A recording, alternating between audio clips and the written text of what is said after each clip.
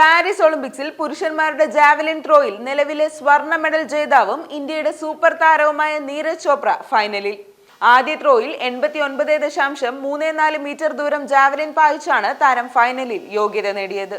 Olympics പുരുഷ വിഭാഗം javelin ത്രോയിൽ ആദ്യ ശ്രമത്തിൽ തന്നെ ഫൈനലിലേക്ക് യോഗ്യത ഉറപ്പാക്കി ഇന്ത്യയുടെ നീരജ് ചോപ്ര.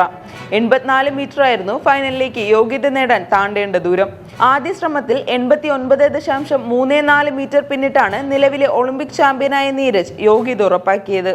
സീസണിലെ ഏറ്റവും മികച്ച ത്രോയും യോഗ്യതാ റൗണ്ടിലെ മികച്ച ത്രോയുമായിരുന്നു നീരജിന്റേത്. ഫൈനലിൽ നീരജിന്റെ പ്രധാന എതിരാളികളിൽ ഒരാളായ പാക് താരം അർഷാദ് നദീമും ആദ്യ ശ്രമത്തിൽ തന്നെ ഫൈനലിലേക്ക് യോഗ്യത നേടി. 86.59 മീറ്റർ എറിഞ്ഞാണ് പാക് താരം യോഗ്യത നേടിയത്. ഗ്രൂപ്പ് ബിയിലാണ് ഇരുവരും മത്സരിച്ചത്. നേരത്തെ ഗ്രൂപ്പ് എയിൽ നിന്ന് 4 പേർ ഫൈനൽ റൗണ്ടിന് യോഗ്യത നേടിയിരുന്നു. ഏറ്റവും മികച്ച ദൂരം താണ്ടുന്ന 12 പേരാണ് ഫൈനലിലെത്തുക. ഓഗസ്റ്റ് 8-നാണ് ഫൈനൽ. അതേസമയം എ ഗ്രൂപ്പിൽ മത്സരിച്ച മറ്റൊരു ഇന്ത്യൻ താരം കിഷോർ കുമാർ ജനയ്ക്ക് ഫൈനലിലേക്ക് യോഗ്യത നേടാനായില്ല.